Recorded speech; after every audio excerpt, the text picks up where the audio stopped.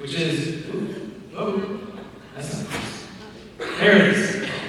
Mental health and addiction. I'm an addiction psychologist. I'm from Chicago, Illinois, and I come to this work from the perspective of wanting to think about how do we stop people from going down that pipeline. We heard Kevin talk about the fact. So why are overdoses finally going down for the first time in a while? Well, it has a lot to do with a progression, because overdoses are an end state of an addictive problem. Oftentimes, that addictive problem starts earlier with substances like THC. And even before that, a lot of times it has something to do with mental health. So I'd like to talk a little bit about that connection today, and about how smarter policies include the connection between mental health and addiction.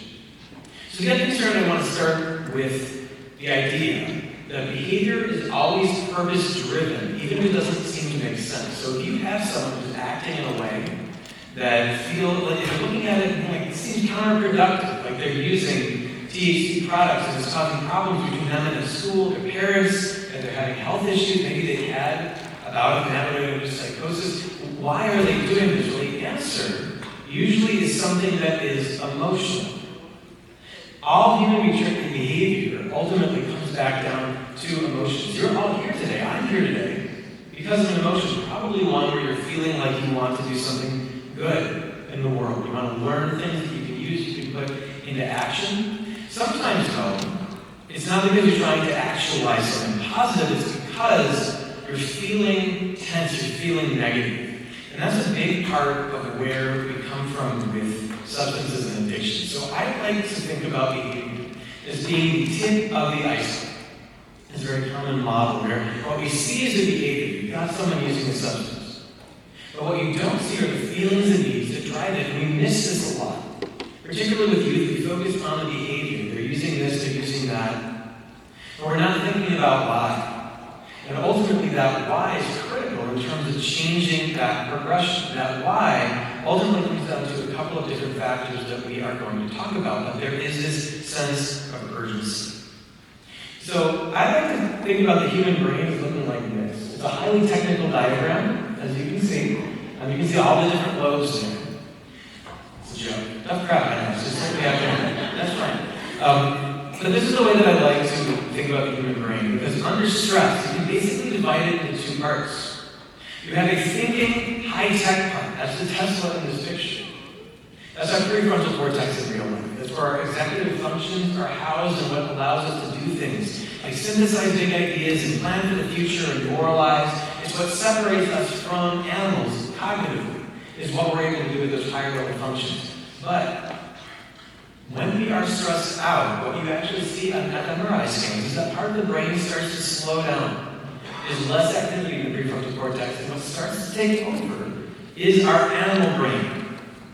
If you look out behind the wheel of our car, more formally known as our limbic system. And what the limbic system is responsible for are our urges and our impulses and our drives. And what our limbic system wants more than anything else is to not feel pain and discomfort. Very evolutionary process. We don't want to die. We don't want to be uncomfortable. It wants that more than anything else. What it wants second is to feel pleasure. And what's challenging about substances is that it presses on both of those areas. What the limbic system wants. It can numb you out and it can also produce a sense of euphoria. And that's part of what makes it so challenging to work with particularly youth around substances is that in the short term, this is like touching a hot stove and feeling kind of good. Because maybe you're not going to actually feel the pain until the next morning, or after a week, or 3 weeks, or 6 weeks, or 6 months. And even then, maybe you look around and you're like, well, it's legal, right? So it must be fine. Or parents are just out of touch. Or everyone around you is doing it, so it's got to be okay if it's a plan, right? There's lots of ways to rationalize it out. And you're not seeing that connection between what you're doing and the negative consequences. So this little guy behind the wheel of the car, our limbic system, can't learn. It can't learn that this is actually a maladaptive, unhealthy coping behavior, because ultimately that is what this is. It is a coping behavior.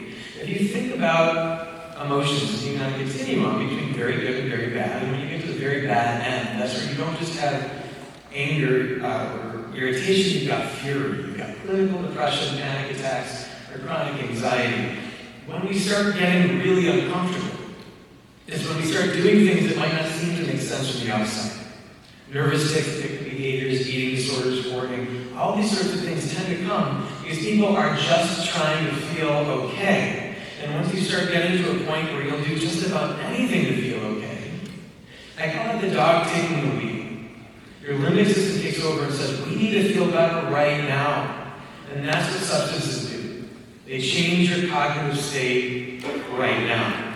We've all probably experienced this to some extent. If you've ever been in an argument with your partner, and you said something mean, something you don't mean, said something in anger, that doesn't make sense, right? Why would you hurt someone you love? Particularly now if you have to pay for it later. It doesn't make rational sense. But if you think about it from the context of, in your mind in that moment, this person might be hurting you.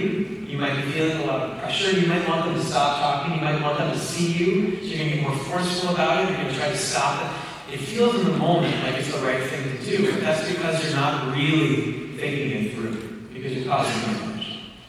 That's the dog taking the wheel of the car. That's the prefrontal cortex taking the back seat.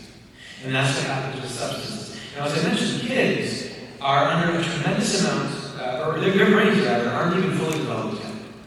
That's part of what makes this challenging. The prefrontal cortex is the last part of the brain to develop. It doesn't get there until maybe like 25, 28 years of age. So when you've got young people who are dealing with unprecedented numbers of depression and stress, and the prefrontal cortex is not fully developed yet, that car part, the thinking, the reasoning side. That's why when you look at rates of addiction for THC, why it's always higher for teenagers? Well, it's because they're not playing with the same deck of cards that adults are. No offense to if there's any young people in the room. You know, everyone over 28, our brains are dying every day. Sorry, folks, we're all in this thinking shit together. But that is the state of things, right? And that's why those rates are always higher.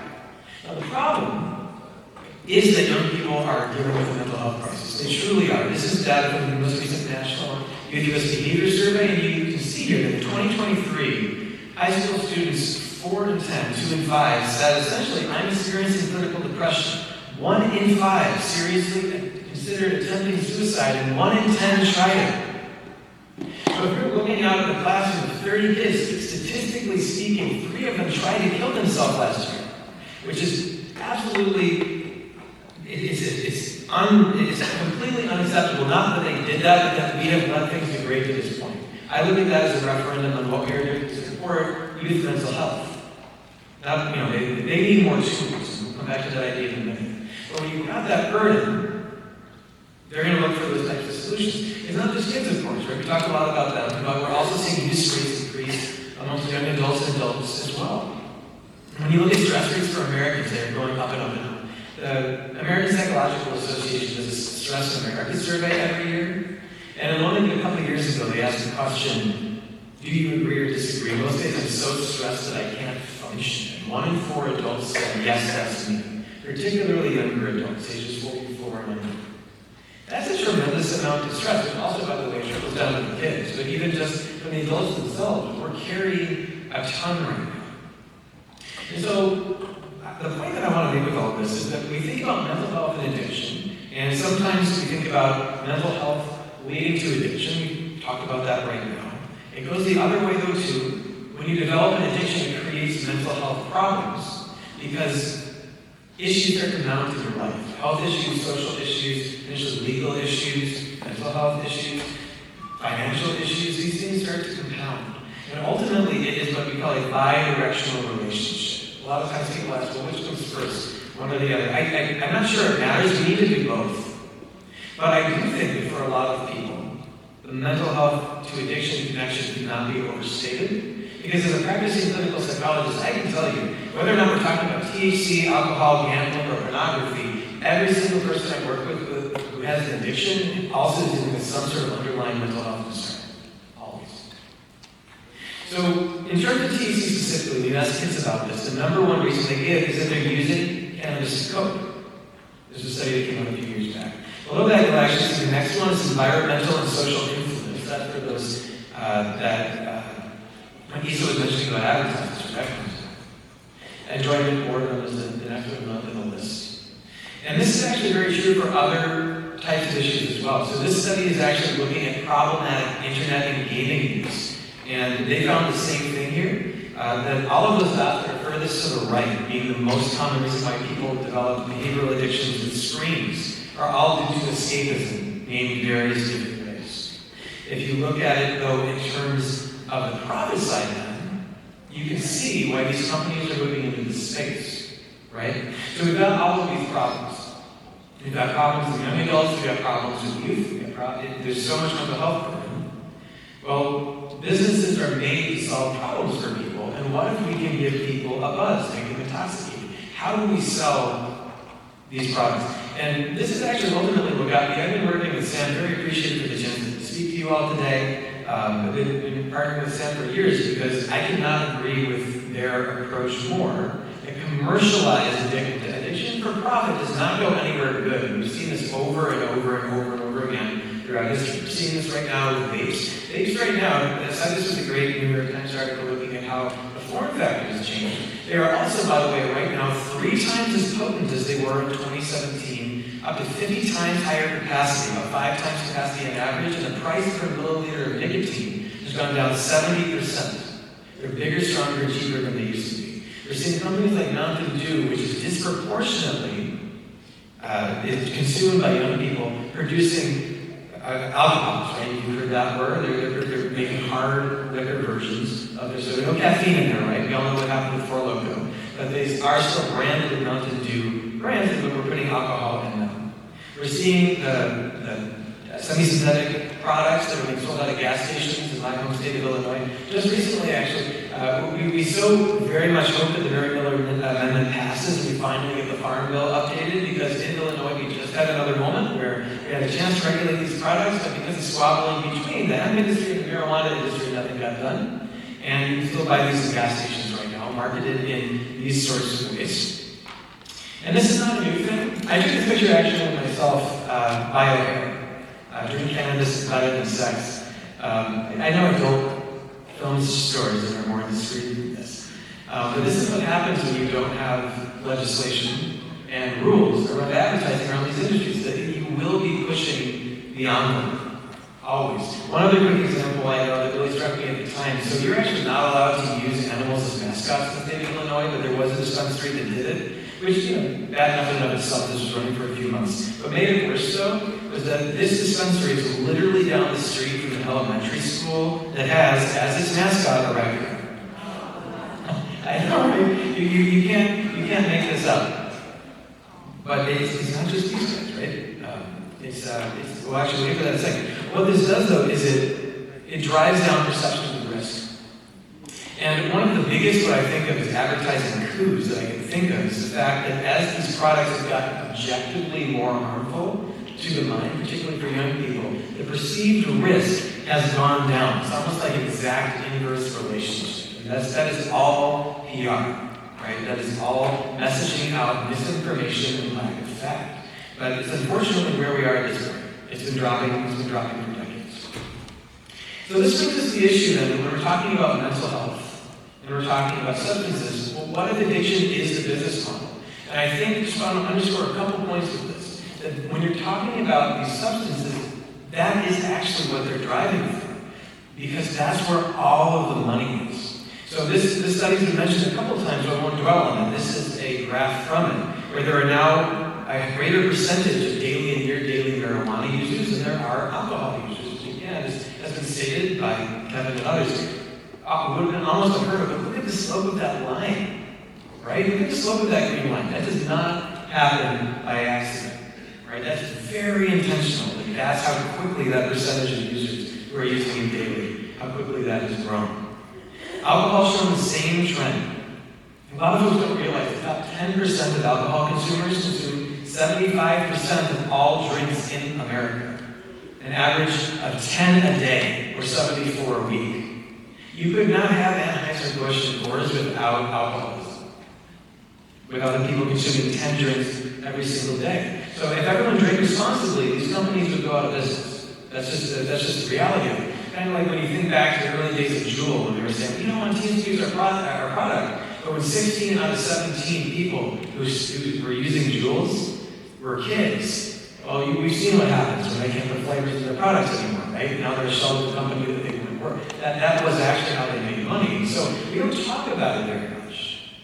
But this is actually what the system is built on. The system is built on daily, untethered use. And what we're seeing now in vaping, just a quick note, we are now literally putting Tamagotchis in vapes. That's what we're looking at here. You can Google this, you can buy it. It's $20, by the way.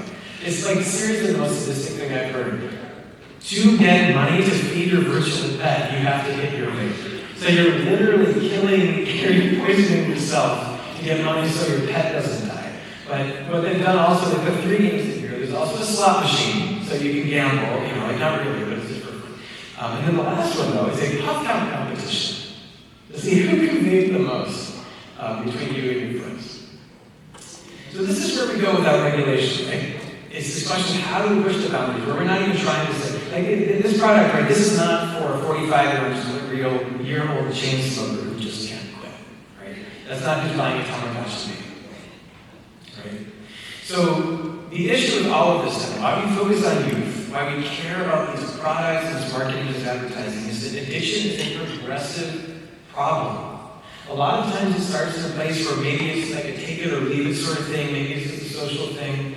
And then it progresses up for some of those individuals. Where now they're using it on their own to have fun. Maybe now they're using it on their own to cope on a very regular basis. Maybe now it's a pillar of their life, but because they build up a tolerance, because that is how these products work, they have to use more and more and more. Now they're using it on their own. Now people are expressing concern. Now healthy people are distancing themselves from them, and all the people around them just mirror their own use patterns. Now they're escalating to stronger products. This is how this problem develops and grows, metastasizes for a lot of people. And the further down the chain you get, the harder it is to go back, which is why we care so much about the start. Because if you roll all of that back, you think about where are we starting. I heard a very interesting theory from someone that substance use, particularly addiction, that it is a socially spread contagion, much like a virus. Because no one goes and just is literally picking a marijuana leaf, flower and smoking it. It's given to you. You see it on TV. It's given to you by somebody else. There's no vape bush where you just pluck off a vape and then take a hit. You don't come across this naturally. It's provided to you. And you are solving a problem in your own life, or you think you are solving a problem. And so if we roll it all the way back to the beginning, there's this question of why does someone start? How do we go back to the beginning? And that's why we're talking about mental health today. So I want to talk about 3 ideas that I think give kids a better offer than intoxication. My thoughts about a better, smarter policy would be 1, increase early access to healthy coping pathways. This is critical. We have 1 in 5 kids seriously considering suicide right now in America. We have to give them better healthy coping pathways. How do you manage your stress and your distress in ways that are sustainable and, no pun intended, that burn clean, right? You cannot be doing things that will hurt you or kill you later. We have to better equip kids. The world they're growing up in, which is objectively more stressful than it used to be, for a whole host of different reasons. 2, we need to reduce access to disruptive, addictive short-term solutions like THC. One of the pieces of data that I wish we had when we legalized marijuana in Illinois was the data we have now about how in a 4-mile radius, we've seen this in multiple studies now, a 4-mile radius around dispensaries, there are increased youth rates for adolescents, adults, and also I've seen studies about pregnant women within a 4-mile radius of where the dispensaries are located. So yes, even if the county next to you is putting a dispensary in, it doesn't matter if you have one in yours. And I wish we'd known that. Access and ease of access drives use. That's why Tobacco 21 exists, right? You make it harder to obtain something, fewer people are going to use it. So we need to make sure that we restrict access, and we also have to impose health-first regulations to limit the marketing for addiction for profits, for addiction for profit markets and their advertising. Because if we are designing systems based on compassionate public health, you do not have Tamagotchi vapes, you do not say that cannabis is better than sex and you should drink it. You do not have these types of advertisements, because that's what it looks like when you're trying to get more people to be drunk or high or buzzed than less, which is ultimately not a value add for society, and not what we want kids looking at. I was grateful, by the way, when I took a picture of that billboard on my way to O'Hare, I was so grateful my daughter was in the car for a whole host of different reasons. Because that's not what, I don't want these companies determining when I talk to my daughter, who's 10, about sex and drugs. It's not their place. But this is what happens. When we embolden and enable these markets, when we put them basically unfettered in Illinois, is what this looks like, to do what they want. Because they're so prevalent that law enforcement can only do so much. So we need to go back to basics. We need to think about how are we supporting our kids' mental health. We need to give them solutions and not allow the, ultimately, in my opinion, predatory industries that see the vulnerabilities in our society right now and peddle solutions that are not solutions but are actually traps. We need to put some common sense regulations on them to protect our future. So thank you so much for your time.